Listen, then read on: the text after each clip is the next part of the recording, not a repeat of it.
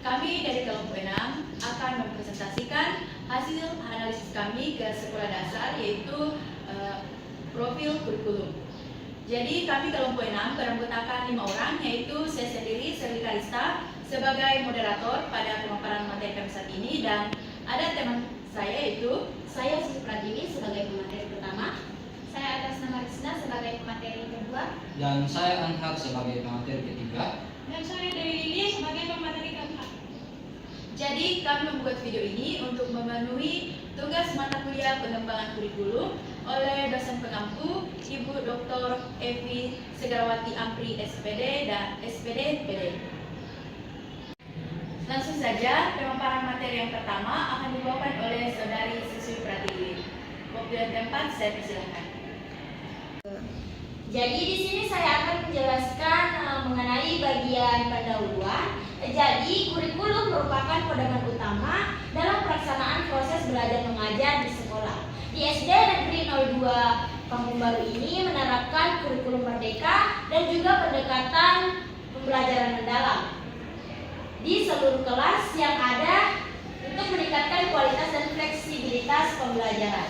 Jadi observasi ini bertujuan untuk mengetahui bagaimana kurikulum diterapkan, bagaimana guru menyusun ATP dan juga modul ajar. Kemudian di sini saya akan menjelaskan mengenai kurikulum menurut Ralph Taylor 1957. Jadi kurikulum merupakan seluruh pengalaman belajar yang direncanakan dan diarahkan sekolah untuk mencapai tujuan pendidikan. Yang kedua, Peter F. Oliva 1997. Kurikulum merupakan rencana atau program semua pengalaman belajar siswa di bawah bimbingan sekolah. Kemudian yang tiga, Demar Hamalik 2009. Kurikulum merupakan seperangkat rencana dan pengaturan isi, bahan dan metode pembelajaran sebagai pedoman kegiatan belajar mengajar di sekolah. Dan kemudian ada profil sekolah, yaitu nama sekolah yang kita analisis yaitu SD Negeri 2 Kampung Baru. Kemudian kepala sekolahnya bernama Dr. Haji Nurmadia R. SPD MPD. Kemudian jumlah guru di sekolah tersebut ada 28 orang. Kemudian jumlah siswanya ada 512 orang. Kemudian kelas yang kita amati yaitu kelas 5C. Visinya yaitu mendorong kreativitas, ketekunan dan pemikiran kritis siswa. Kemudian misi utamanya yaitu pendidikan berkualitas, pengembangan karakter, inovasi dan budaya positif. Cukup sekian, saya kembalikan ke moderator. Saya ucapkan terima kasih banyak kepada pemateri yang pertama yang sudah memaparkan materinya. Kemudian kita akan mendengarkan pemaparan materi yang kedua yang akan dibacakan oleh Saudara Risna. Waktu dan tempat saya persilakan. Baik, terima kasih kepada moderator atas waktu yang telah diberikan.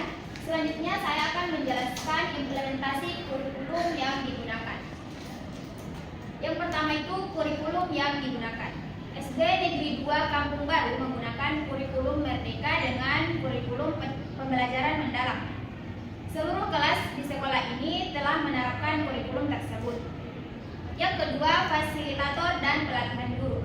Di sekolah ini terdapat 2 fasilitator, yaitu kepala sekolah dan guru yang kami wawancarai, yaitu Mas Puri SPD.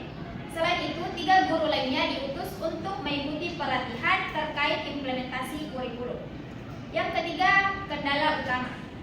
Kendala utama yang dihadapi adalah ketersediaan buku paket. Meskipun kurikulum dan capaian pembelajaran sudah tersedia, buku paket sering tidak ada karena selalu direvisi setiap tahun. Selain itu, capaian pembelajaran juga mengalami revisi melalui materi. Capaian pembelajaran di sekolah ini disusun berdasarkan arahan dari pusat. Yang keempat, penggunaan capaian pembelajaran. Guru di sekolah memahami capaian pembelajaran yang diberikan dari pusat. Selanjutnya, guru memilih capaian pembelajaran yang sesuai untuk masing-masing fase. Fase A, kelas 1 dan kelas 2, fase B, kelas 3 dan kelas 4, dan fase C, kelas 5 dan 6. Selanjutnya ada acuan capaian pembelajaran. Capaian pembelajaran menjadi acuan utama dalam pembelajaran. Keberhasilan capaian pembelajaran diukur melalui hasil asesmen siswa. Selanjutnya, perbedaan dengan kurikulum 2013. Perbedaan mencolok antara kurikulum Merdeka dan kurikulum 2013 terlihat pada fase dan identifikasi capaian pembelajaran.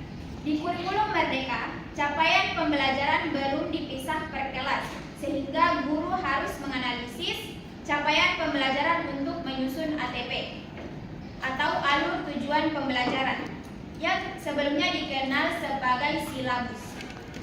Dari ATP kemudian disusun modul ajar dan RPP. Sementara itu, kurikulum 2013 sudah menentukan capaian pembelajaran per kelas dengan menggunakan tema atau tematik. Selanjutnya, penyusunan ATP. SD Negeri 2 Kampung Baru telah menyusun ATP untuk setiap kelas. Penyusunan ATP dilakukan oleh guru pihak sekolah. Yang selanjutnya, dasar penyusunan ATP. SD Negeri 2 Kampung Baru telah menyusun ATP untuk setiap kelas. ATP disusun berdasarkan karakteristik siswa, media pembelajaran, dan buku paket, sehingga memperhatikan kebutuhan siswa secara menyeluruh. Selanjutnya ada dasar penyusunan ATP. ATP disusun berdasarkan karakteristik siswa, media pembelajaran, dan buku paket. Yang selanjutnya hubungan ATP dan modul ajar. Hubungan antara ATP dan modul ajar sangat erat. Modul ajar disusun berdasarkan ATP. Yang terakhir, pembaruan ATP. ATP diperbarui setiap tahun disesuaikan dengan revisi capaian pembelajaran. Sekian penjelasan dari saya kembalikan ke moderator. Baik, terima kasih kepada pemateri yang kedua yang sudah memaparkan materinya. Selanjutnya kita akan mendengarkan pemaparan materi yang ketiga oleh Saudara Anha. Dipersilakan. Baik, terima kasih moderator. Nah, selanjutnya saya akan menjelaskan tentang hasil observasi yang kami lakukan di SD Negeri 2 Kampung Baru. Nah, mengenai tentang poin pertama, kurikulum Merdeka meningkatkan fleksibilitas guru dan pemahaman konsep mendalam. Nah, dijelaskan dalam bagian ini bahwasannya guru diberi kebebasan untuk mengatur proses belajar sesuai dengan kebutuhan siswa.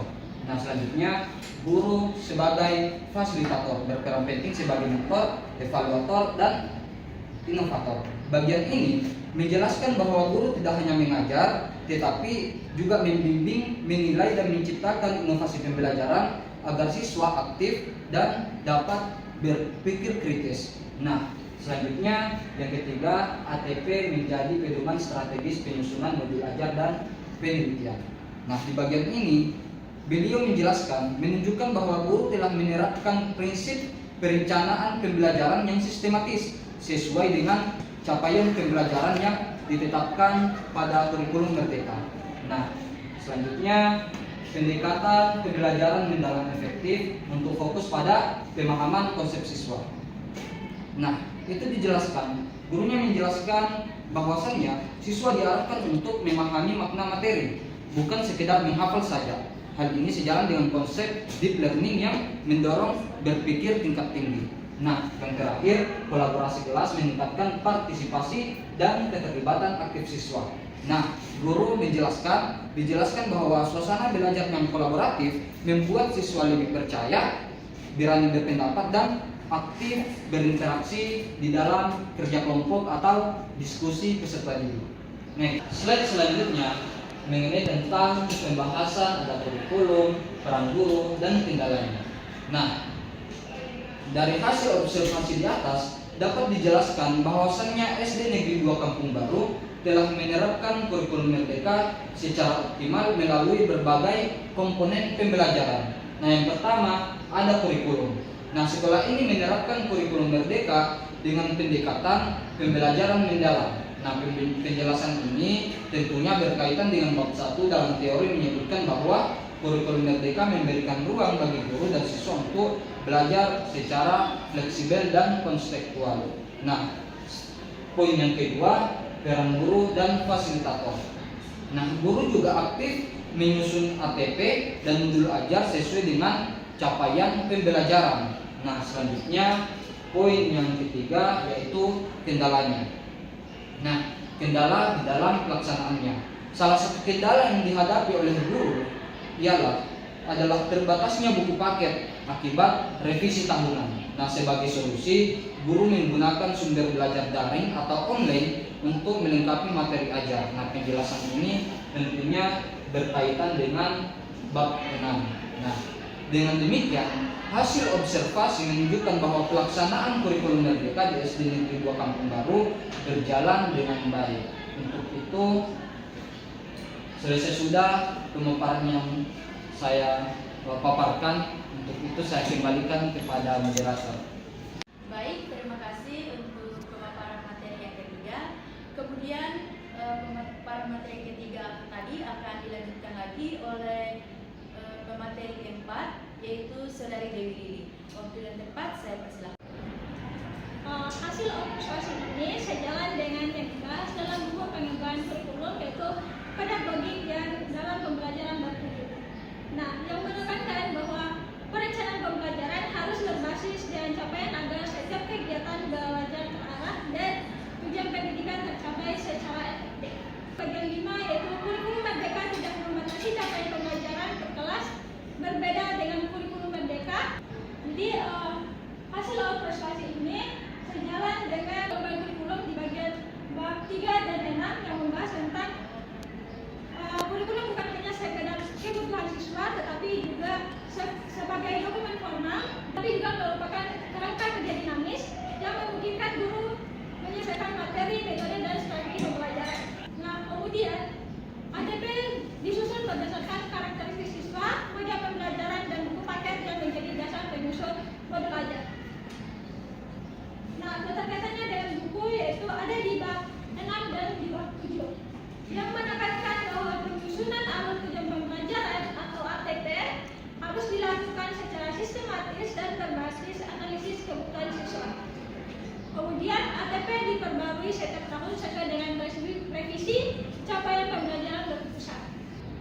Nah, hasil observasi ini sejalan dengan buku yang dibahas pada bab 3 dan bab 6 yang menekankan bahwa guru harus memahami karakteristik, kemampuan, dan gaya belajar siswa yang strategis pembelajaran.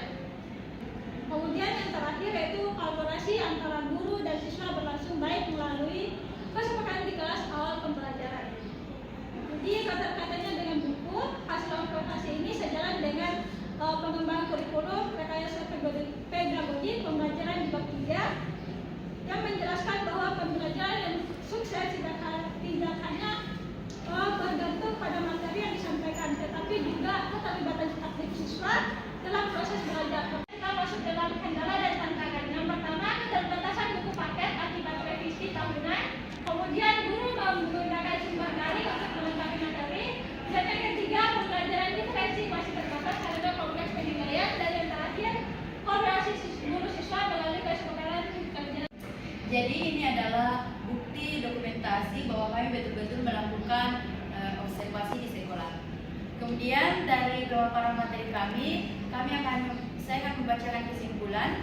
Jadi di SD Negeri 2 Kampung Baru telah menerapkan kurikulum Merdeka dengan pembelajaran mendalam di semua kelas. Kemudian guru aktif menyusun ATP dan modul ajar dan sesuai dengan capaian pembelajaran serta mengikuti pelatihan untuk mendukung pelaksanaannya. Kendala utama adalah keterbatasan buku paket sehingga guru harus melakukan pembelajaran secara daring. Kemudian pembelajaran tetap berjalan baik dengan menyesuaikan karakteristik siswa disertai penerapan asesmen, remedial, dan pembelajaran berdiferensiasi secara terbatas. Secara umum, sekolah menunjukkan komitmen adaptif dan berkelanjutan dalam melaksanakan kurikulum ini. Sekian pemaparan dari kelompok kami. Saya ucapkan terima kasih. Assalamualaikum warahmatullahi wabarakatuh.